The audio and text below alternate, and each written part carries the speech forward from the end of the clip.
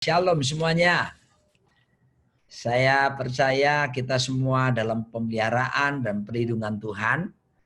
Kalau kita bisa hidup sampai hari ini, itu semua karena kebaikan dan kemurahan Tuhan. Sampai-sampai si konglomeratnya China, si Jack Ma bilang, kalau kita bisa sehat sampai hari ini, itu berarti sudah keuntungan katanya. Nggak usah terlalu banyak berpikir soal keuntungan materi, tapi bisa sehat. Menurut Jack Ma itu sudah keuntungan. Nah, kita lihat apa kata firman Tuhan. Kalau kita suka tema, saya bersama istri saya kali ini kita mau duet ya. Kita mau sharing bersama-sama barengan tentang bagaimana kita harus tetap tegar di masa yang sukar ini.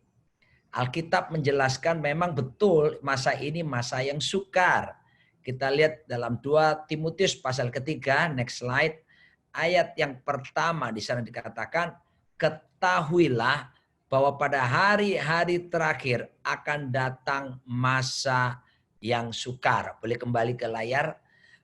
Kata sukar di situ, boleh kembali lagi ke, saya bisa lihat semuanya ibu-ibu. Kata sukar itu adalah perilous. Kata perilous ini dalam bahasa Yunani kata yang dipakai adalah kalepos.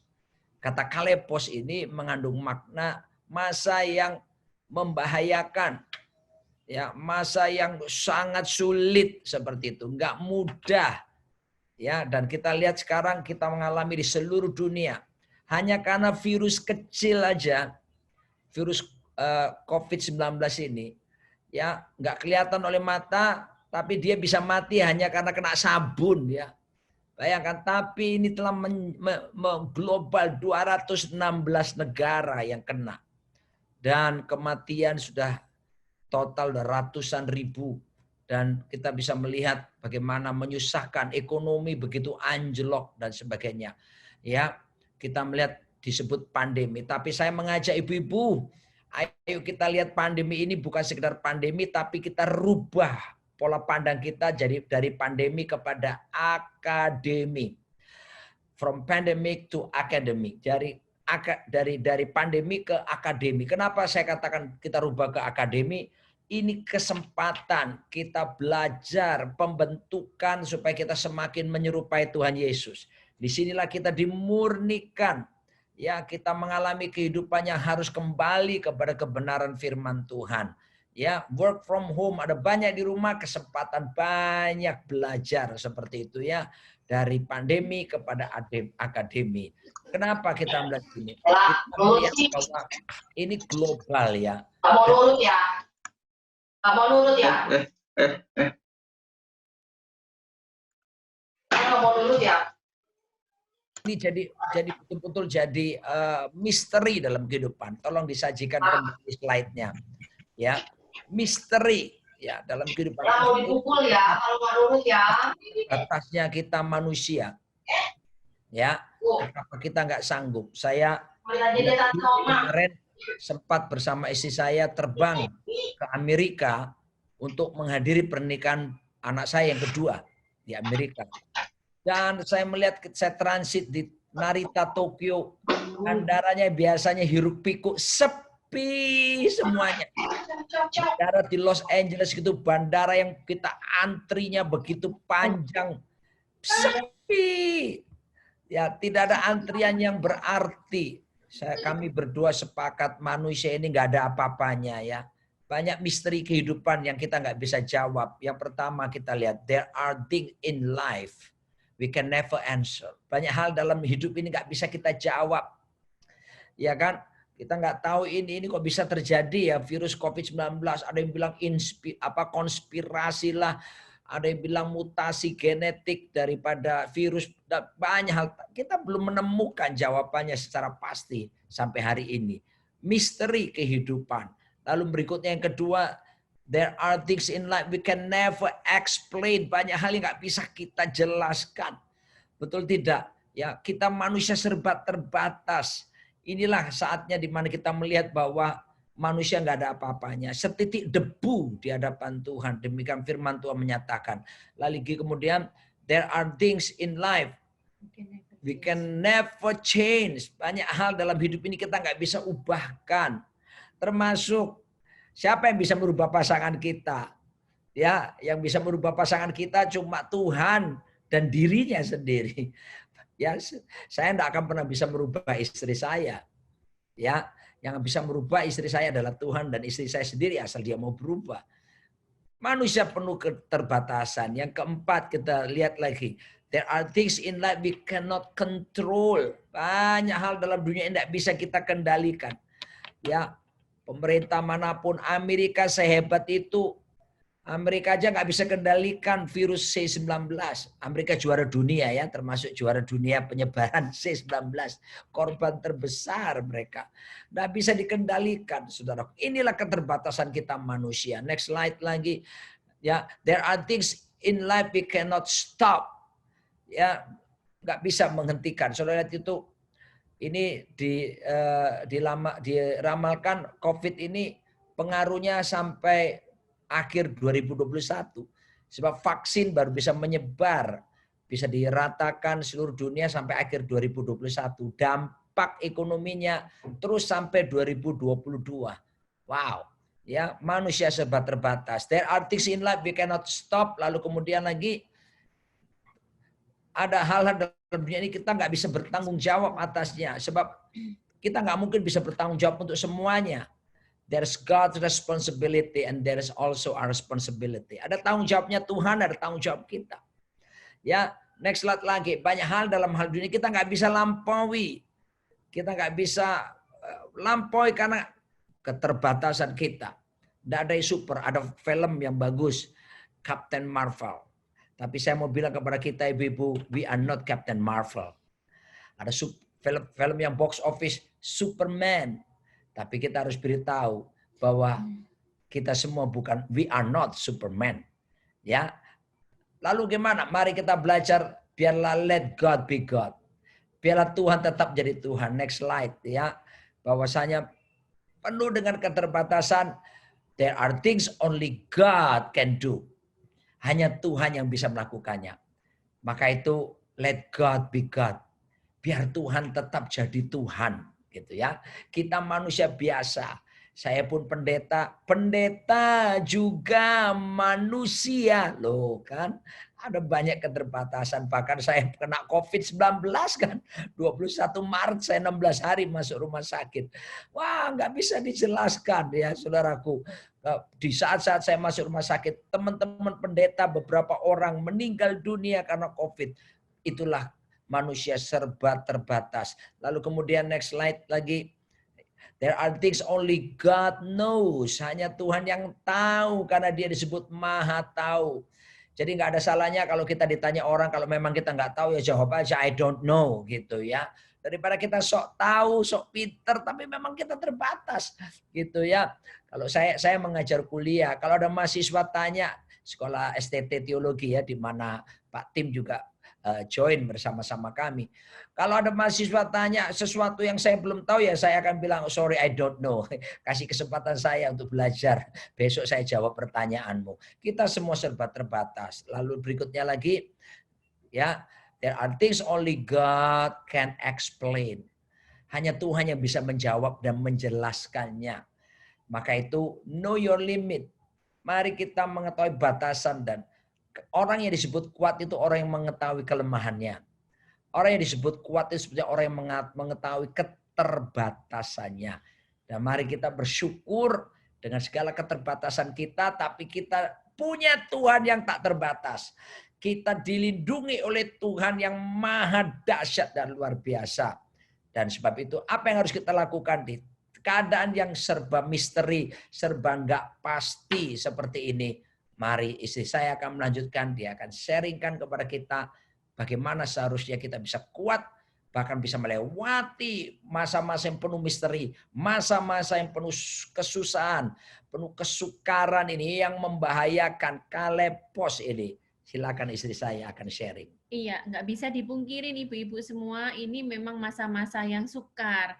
Walaupun mungkin ibu-ibu, secara ekonomi tetap, mungkin karena memang ada perusahaan yang memang sudah ajak, tapi tidak bisa dipungkirin, mungkin ibu-ibu juga ngalami, waduh susah ya di rumah terus, tidak bisa seperti aktivitas biasanya.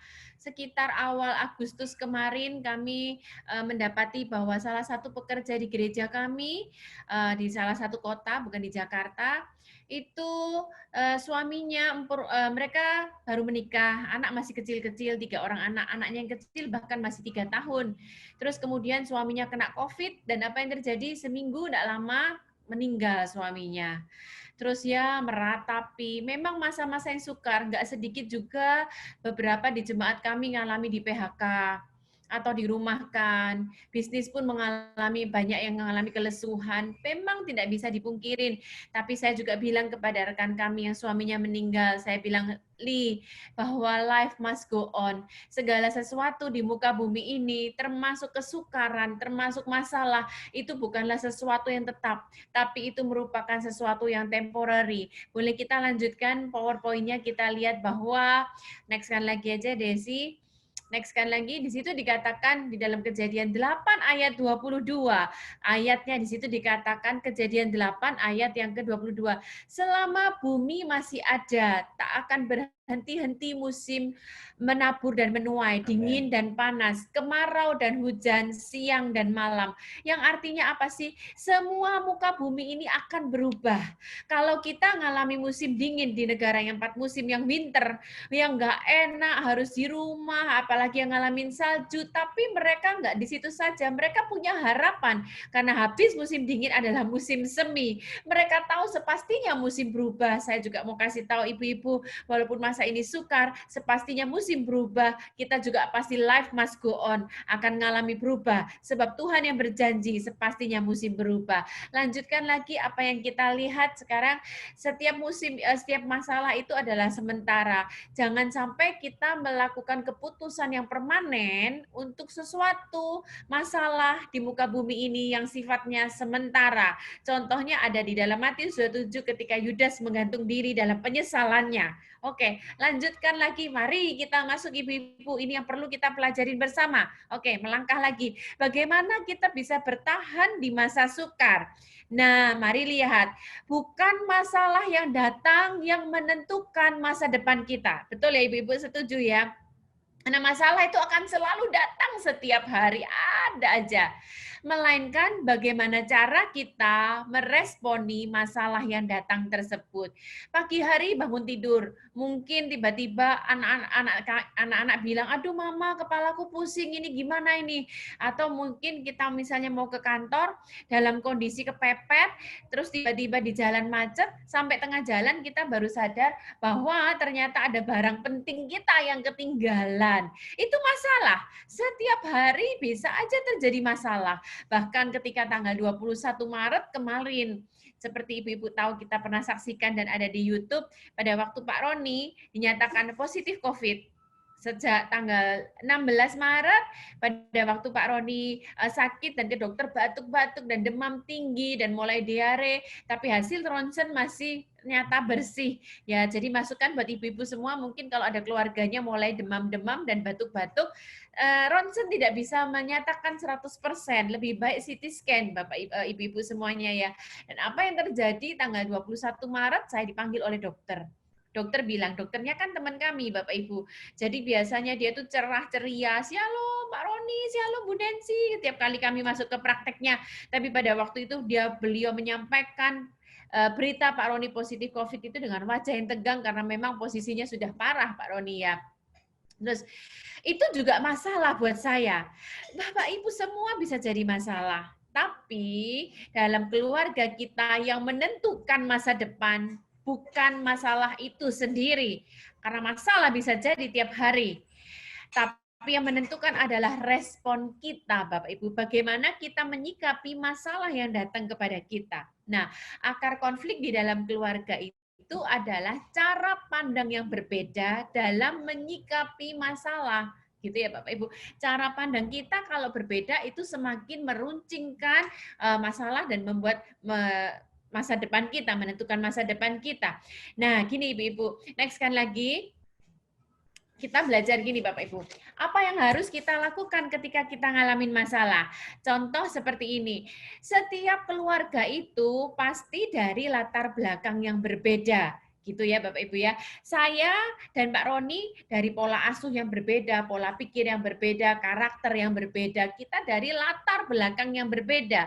Nah, saya sharingkan Ibu-ibu ya semua di sini. Saya dari latar belakang di mana papi saya dan keluarga besar saya tidak mau minum obat, apalagi vitamin-vitamin itu. Sakit aja nggak mau minum obat, apalagi vitamin. Karena pola pikir latar belakang keluarga saya, kalaupun sakit istirahat dan mungkin minum ya, makan yang sehat cukup. Dan vitamin nggak perlu, karena makanan-makanan sehat, sayur-sayuran, itu sudah merupakan asupan yang bagus, merupakan vitamin alami buat tubuh kita. Jadi di keluarga kami itu, keluarga saya nggak ada yang seperti itu Bapak Ibu. Nah, saya menikah dengan Pak Roni. Pak Roni dari latar belakang di mana keluarganya hacing itu di Kolgen, Ibu-ibu. Hacing sudah neosep gitu ya. Karena pola pikirnya keluarganya Pak Roni, pencegahan lebih baik daripada pengobatan.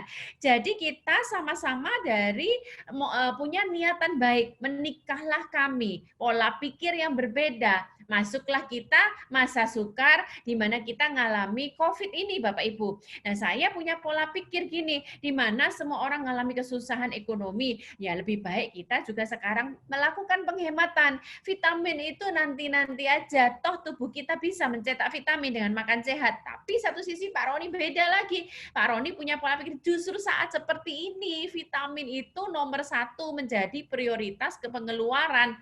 Nah, pola pikir yang nggak sama ini, kalau kita nggak satukan, ini justru akan menyebabkan masalah. Termasuk ketika Pak Roni dinyatakan sembuh oleh dokter tanggal 6 April boleh pulang.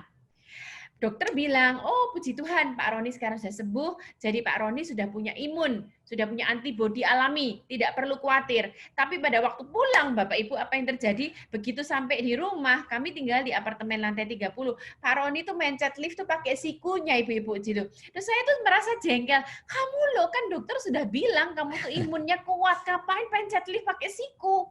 Makan pisang nih Ibu-ibu ya. Pisang mau dicuci dulu.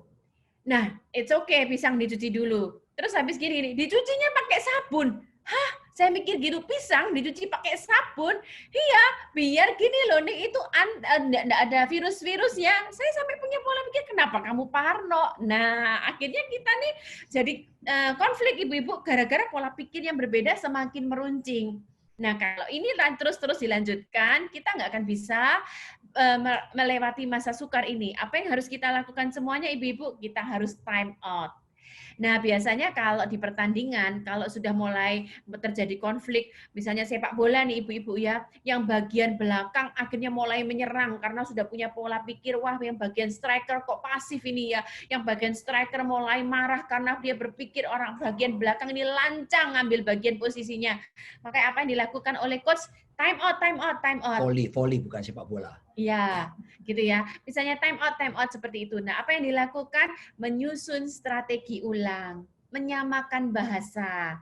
Oke, setelah kita susun semuanya, kemudian sebelum kita masuk ke lapangan, apa yang kita lakukan? Biasanya pemain pada gini, iya.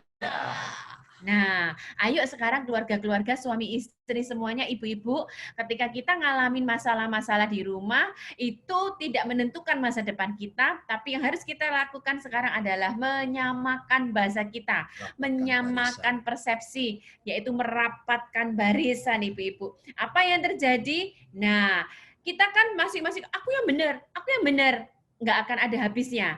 Merapatkan barisan dengan cara gimana? Roma 12 ayat yang kedua. Janganlah kamu jadi serupa dengan dunia ini. Dunia ini berpikir masing-masing aku yang paling benar, ngeyel, ngotot, gitu ya. Tapi firman Tuhan berkata, berubahlah oleh pembaharuan budi. Gimana supaya kita bisa membedakan mana yang benar gitu ya. Oh iya ya, aku nggak selalu benar gitu ya. Dan gimana caranya? Filipi 2 ayat yang kelima, hendaklah kamu dalam hidupmu bersama menaruh pikiran dan perasaan Kristus. Lanjut lagi, mari kita lihat. Tapi Bapak Ibu semuanya, maaf kalau sesekali ngomong Bapak ya, ada Pak Mesak juga kok di sini ya. Tapi mari kita lihat sesukar-sukarnya keadaan yang kita alami, masalah yang kita hadapi. Firman Tuhan masih tetap terjadi dan Tuhan tidak pernah kecolongan Ibu-ibu. Tuhan tidak pernah aduh Covid ini terjadi pandemi di seluruh dunia gara-gara tersilap ngantuk sebentar, tidak. Seberapapun sukar, firman Tuhan menjamin di dalam Mazmur 133 dikatakan, kalau kita rukun bersama, firman Tuhan berkata, Tuhan akan memerintahkan berkat-Nya atas kita. Dan seringkali Ibu-ibu kalau berkat datangnya bukan dari Tuhan malah jadi susah. Tapi firman Tuhan menjamin, kalau keluarga, suami istri, rukun, mungkin komunitas di gereja, rukun, firman Tuhan menjanjikan bukan hanya berkat loh. Tapi sini dikatakan ibu-ibu, mari kita baca di bawah, melainkan kehidupan untuk selama-lamanya. Jadi bukan hanya berkat saja, jadi bukan hanya berkat saja ya Ibu-ibu ya, tapi jaminan bahwa kehidupan. Oke, next kan lagi selanjutnya. Ini juga bicara tentang kesepakatan dalam keluarga. Jadi ketika mengalami masa sukar, samakan persepsi, rapatkan barisan, bersepakat, dan Tuhan akan melepaskan berkat-Nya. Dan aku berkata kepadamu, jika dua orang dari antaramu sepakat minta apapun juga, permintaan itu akan dikabulkan. Saya sedikit bersaksi ya Bu Evelyn ya. Nah, semua orang kan ngalami susahan, ngalamin seperti ini. Nah, Oktober tahun lalu itu Pak Roni itu operasi pita suara karena sudah berbulan-bulan serak dan memang sekitar 13 tahun yang sebelumnya juga Pak Roni ngalamin polip di pita suara dan harus operasi juga. Oktober tahun lalu operasi karena kita sudah cari-cari dokter dan kembali ke dokter yang sama di Singapura, operasilah Pak Roni. Dan kalau sistem asuransi, kalau dioperasinya bukan di kerjasama kan sistem reimbus ya. Pada waktu pulang ke Indonesia, ternyata hasil reimbus yang keluar tidak sebanyak yang kita perkirakan, sedikit. Karena apa? Ibu-ibu kita tahu karena teman kami, sahabat dekat kami, dosen, salah satu dosennya Pak Timothy juga, Pak Daniel Yanuar, persis 1 bulan sebelumnya dioperasinya pita suara di rumah sakit di Singapura, persis semua reimbusnya jauh lebih gede. Oke, kita ajukan klaim kepada pihak agensinya, tapi mereka bilang nggak bisa Pak Roni, ini memang seperti ini. Ya sudah deh, yang megang agensinya kami dengan Pak Daniel Yanuar sama, ya udahlah kita mengucap syukur aja, case close ibu-ibu semuanya ya. Oke. Tiba-tiba di awal September kemarin ibu-ibu apa yang terjadi? Sebentar, mungkin Gojek saya kirim. Mungkin Gojek kirim barang. Gitu ya.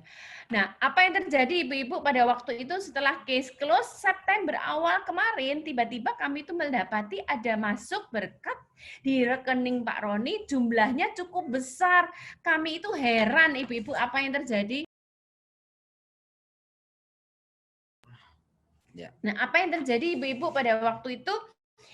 Kami tanya ke pihak agensinya kami, apa yang terjadi? Mereka sampaikan kepada kami bahwa itu adalah reimbesan dari operasinya Pak Roni Oktober yang tahun lalu. Istilahnya secara asuransi adalah ex gratia. Jadi kita heran sekali, ini kejadian tahun lalu dan kasusnya udah ditutup, tiba-tiba masuk ke rekening kami sejumlah yang besar. Ibu-ibu kalau seandainya direimbes tahun lalu ya kami senang, itu berkat yang besar, tapi nggak ngefek. Tapi Tuhan itu ajaib, cara Tuhan memelihara kita. Awal September bisa dapat seperti itu. Jadi bukan masalah yang datang kepada kita yang menentukan masa depan kita. Tapi mari kita rapatkan barisan supaya suami istri bisa memberikan respon yang benar. Dan ketika kita respon benar, rukun dan bersatu, Tuhan tetap memelihara kita dan berkat kehidupan yang selama-lamanya. Next kan lagi. Sebelum saya serahkan ke Pak Roni lagi, minta hikmat ibu-ibu. Nah, sebab kamu tahu bahwa ujian kepada imanmu itu menghasilkan ketekunan. Dan mari ketika kita ngalamin ujian, firman Tuhan ngajarkan apa sih yang harus diminta? Hikmat. Tetapi apabila di antara kamu ada yang kekurangan hikmat, hendaklah ia minta. Ibu-ibu kalau kita minta hikmat itu bukan berarti on loh ya. Gitu ya, maaf bahasa Jakartanya dodol gitu ya, bukan ya ibu-ibu ya.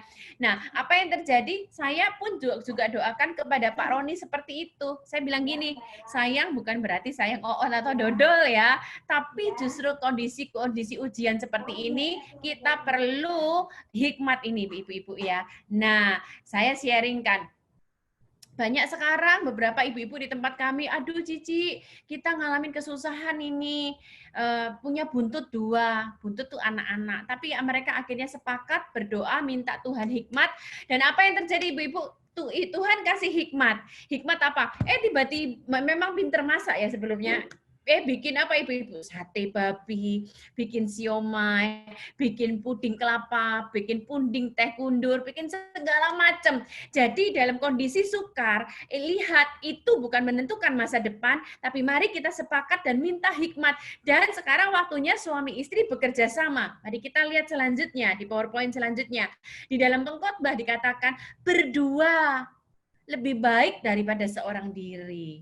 Sekaranglah waktunya gini justru merapatkan barisan, justru suami istri kerjasama. Pasti beda ibu-ibu. Mungkin kalau suaminya pinter ngomong, pinter bangun hubungan, tugaskanlah bagian pemasaran. Kalau istrinya mungkin teliti, bagian masak di rumah, atau mungkin kerja sesuatu. Karena mereka menerima upah yang baik dalam jerih payah mereka. Mereka itu bukan satu, tapi mereka itu jamak lebih dari satu. Nah, saat inilah justru Tuhan izinkan supaya suami istri bekerja sama. Nah, dan bila mana seorang dapat dialahkan, 2 orang akan dapat bertahan. Saya percaya ini semua diizinkan Tuhan, justru supaya suami istri menyatukan talenta-talenta tersembunyi yang justru masing-masing ada. Nah, anak mantu kami kan bulan Juli kemarin mantu ibu-ibu ya. Anak saya, jadi mantu saya itu suka mobil. Akhirnya dia buka bisnis baru seperti cuci mobil, waxing mobil, dan bla bla bla. Nah, tapi dia kurang pintar pemasaran. Akhirnya berdua lebih baik dari seorang diri. Anak saya yang memasarkan lewat Instagramnya, dia bikin kata-katanya, dia bikin ini itu. Sekaranglah waktunya berdoa, sepakat, minta apa yang diminta, minta hikmat. Dan ingat, berdua lebih baik daripada seorang diri. Yang selanjutnya, biar Pak Roni lanjutkan lagi. Nah, jangan lupa yang satu ini. Kalau yang tadi 1, 2 rasanya berkesan seperti, aduh, rohani. Memang harus hal-hal yang rohani. Tapi jangan lupa loh ya, di masa yang sukar ini kita harus atur ulang, manage kembali. Manajemen begitu penting sekali. Ya, manage waktu kita, manage keuangan kita, manage keluarga kita. Prioritas harus di manage. Dalam Matius 25:21, maka kata tuannya itu kepadanya, baik sekali perbuatanmu itu hai hambaku yang baik dan setia. Engkau telah setia dalam perkara kecil, aku akan memberikan kepadamu tanggung jawab dalam perkara yang besar. Masuklah dan turutlah dalam kebahagiaan Tuhanmu. Tolong digambar semuanya sekarang, lewati ini slide-nya. Saya ingin ketemu semua wajah ibu-ibu. Jadi manajemen itu tugas yang diberikan manusia ketika Tuhan menciptakan manusia di muka bumi. Tuhan berkata dalam Kejadian 1 ayat 26 berkata begini, marilah kita membuat manusia, marilah kita, ya. Jadi kata kita ini penting ya. Let us. Di masa yang sukar seperti ini, us itu lebih penting daripada me atau I.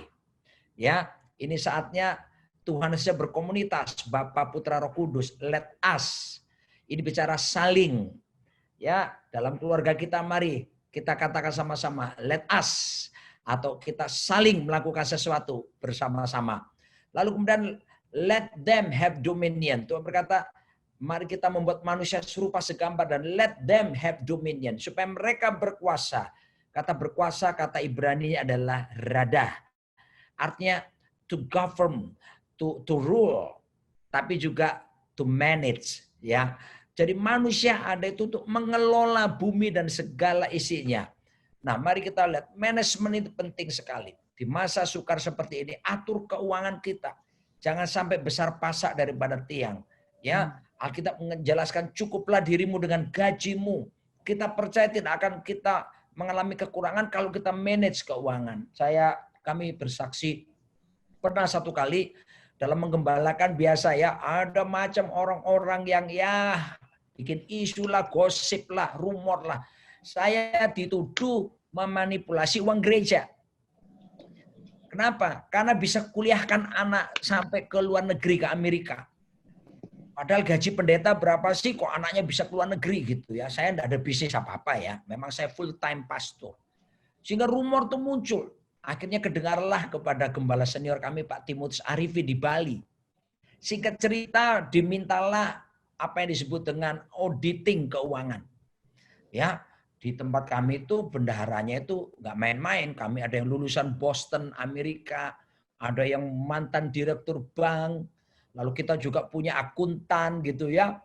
Jadi dikerahkan untuk memeriksa apakah pendeta Roni Daud Simeon ini manipulasi uang gereja, korupsi gitu ya. Waktu di audit, singkat cerita, to cut the story short, mereka mengatakan kami tidak menemukan bukti bahwa Pak Roni manipulasi. Kenapa isu itu bisa muncul? Banyak orang nggak ngerti bahwa kami berdua manage keuangan rumah tangga kami. Kami buat, bahkan istri saya ini keren. Dia bisa bikin financial report, ya, bisa bikin laporan keuangan keluarga. Jadi saya kayak direktur gitu, saya ini akuntannya gitu ya. Saya lihat, waduh, ada laporan keuangan bulanan. Kita punya budget, budgeting, ada penganggaran. Saya terbuka aja ya. Di keluarga kami budgetkan 10% minimal per sepuluhan. Itu kami buat budget tertib per puluhan minimal 10%. Lalu kita budget lagi minimal 10% kita buat untuk menabur, untuk tabur, ya, tolong orang miskin lah dan sebagainya, minimal 10%. Kita disiplin. Lalu kemudian 40%, nah ini yang terbesar, 40% kami sisihkan, budgetkan untuk biaya kuliah anak-anak kami di luar negeri, di Amerika. Ya, lalu kemudian 10% lagi kita pakai untuk menabung. Minimal 10%. Kita mesti belajar nabung, keadaan apapun nabung. Karena kita tahu bahwa ada kadang-kala ada pengeluaran-pengeluaran yang tidak diduga. Lalu yang terakhir sisa 30% yang kami lakukan adalah kami buat untuk keperluan sehari-hari. Ya, jadi untuk beli baju lah, beli tas lah, sepatu, makan sehari-hari semuanya. Nah, ketika kami buat budget seperti ini, anak-anak saya sekarang sudah 2 lulus dari Amerika ya, mereka lulus master bahkan. Lalu kemudian anak yang terakhir sekarang masih ada di Los Angeles. Kami tidak punya utang 1 rupiah pun. Tidak punya utang. Kenapa? Karena ada manajemen yang disiplin. Tuhan beri kita mengelola. Jadi saya pikir betul-betul, maaf. Saya sering ketemu ada pendoa-pendoa syafaat. Wah, itu bagus sekali mereka rajin berdoa, rajin ke menara doa. Aduh, saya senang sekali melihat mereka itu. Tapi sedihnya, kenapa utang mereka nggak selesai? Kenapa mereka yang udah rajin ke menara doa, tapi masalah ekonomi nggak mentas-mentas, nggak selesai? Kenapa? Tidak ada manajemen keuangan dengan baik. Ya, maka itu perlu kita disiplin agar supaya kita di masa sulit ini kita pilih mana yang kebutuhan, mana yang keinginan. Kita pilih baik-baik, buat skala prioritas dalam pengeluaran termasuk keuangan kita. Saya percaya kita pasti bisa melewati pandemi ini dan kita tetap terpelihara secara sempurna. Istri saya akan lanjutkan lagi. Ya, yang terakhir buat siap kita ibu-ibu semuanya ya. Yang terakhir tolong ditampilkan Ibu Desi adalah kalau kita pernah lihat ada acara televisi seperti ini, waspadalah, waspadalah. Nah, setiap ibu-ibu sekarang semua harus waspada. Awas jangan bodoh. Ya. Kenapa saya bilang seperti ini ibu-ibu? Karena gini, kenyataannya tidak bisa dipungkirin. Justru di masa sukar seperti ini bukannya menyamakan bahasa, merapatkan barisan, malah akhirnya terpancing emosi masing-masing. Bahkan ada kami mendengar suami-suami yang akhirnya main game karena stres. Akhirnya jadi kecanduan malah gaming gitu ya. Akhirnya malah mulailah iseng-iseng buka handphone, bla bla bla. Akhirnya malah kecanduan pornografi. Justru di saat sukar inilah malah terjerumus ibu-ibu. Makanya waspadalah, waspadalah. Ayatnya mari kita baca semua ibu-ibu ya di rumah, mungkin lebih baik bersuara walaupun semuanya di mute masing-masing. 1 Petrus 1 ayat yang ke-14. Hiduplah sebagai anak-anak yang taat dan perhatikan, jangan turuti hawa nafsu yang menguasai kamu pada waktu kebodohanmu. Hawa nafsu ini bukan berarti hawa nafsu seks doang loh ibu-ibu ya, termasuk hawa nafsu belanja, hawa nafsu emosi, kemarahan, dan semuanya. Kalau kita turutin itu semua, itu namanya kita juga bodoh. Bodoh itu apa sih ibu-ibu? Bodoh itu gini loh, kita sudah tahu hal tersebut tidak boleh dilakukan, tapi tetap sengaja melakukannya. Nah, perhatikan ibu-ibu ya, orang tuh sering kali gini, pada waktu pertama kali mau melakukan kebodohan, kesalahan, dosa, itu masih gini, aduh jangan-jangan nanti ada orang lihat, hati nurani masih duk-duk-duk-duk-duk, dak-dik-duk. Seperti Pak Roni pernah cerita dulu waktu kecil ya ini ibu-ibu ya, pernah nyuri duit papahnya di dompet waktu papahnya mandi. Nah, tolah-toleh kiri kanan gitu ya. Nah, waktu itu dak-dik-duk, dak-dik-duk, dak-dik-duk gitu ya. Nah, apa yang terjadi ibu-ibu? Tapi begitu melangkahkan kaki pada jerat yang pertama, lihat ibu-ibu ya, pada waktu mau masuk ke langkah kedua, tidak tolah-toleh lagi, tapi sudah langsung menerjunkan diri atau lari ke sana. Jadi awas ibu-ibu, jangan sampai kita justru dalam kondisi susah ini, malah kita menuruti hawa nafsu kita. Pada waktu kita bodoh. Nah, oleh sebab itu waspada. Supaya jangan bodoh gimana? Minta hikmat itu tadi. Kita baca, renungkan firman Tuhan. Nah, saya tutup dengan Salomo. Salomo itu adalah orang yang paling berhikmat yang pernah ada di muka bumi ini.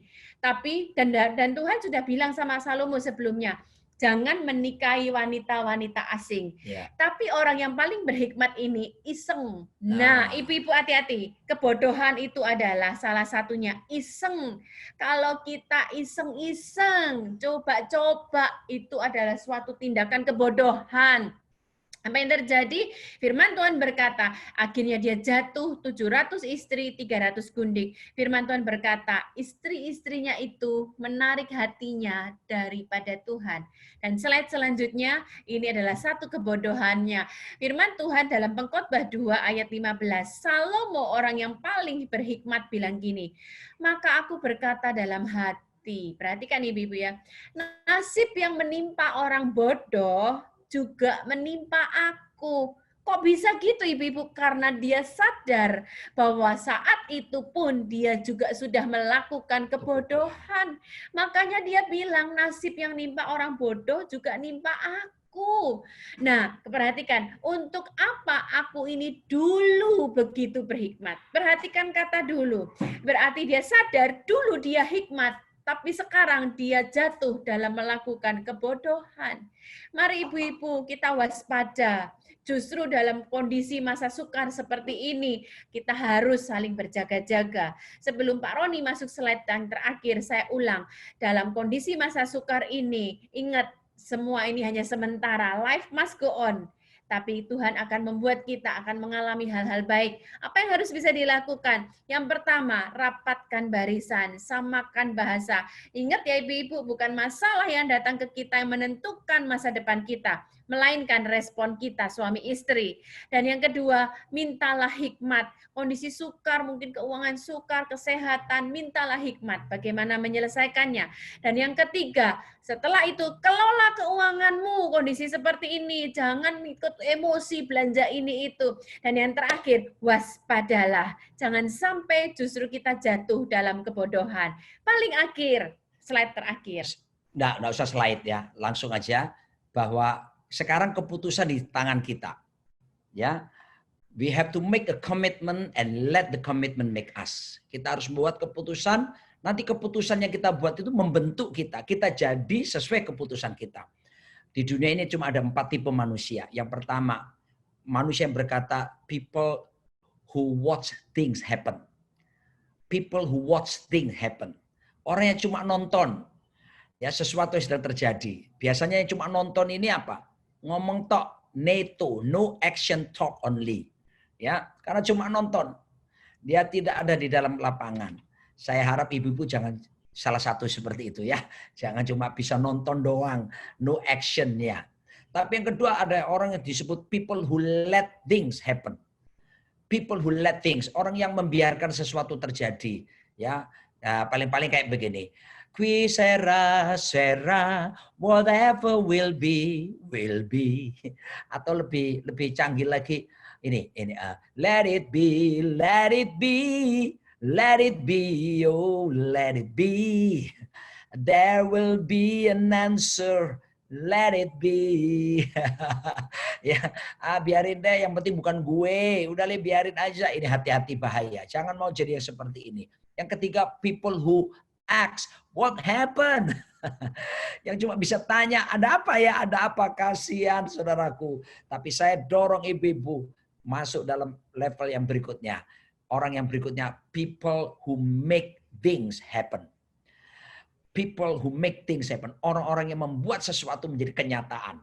Ya, Andalah disebut agent of change, agen perubahan. Karena kita melakukan sesuatu di masa sulit seperti ini. Ayo, tetap kita buat sesuatu, minta hikmat kepada Tuhan.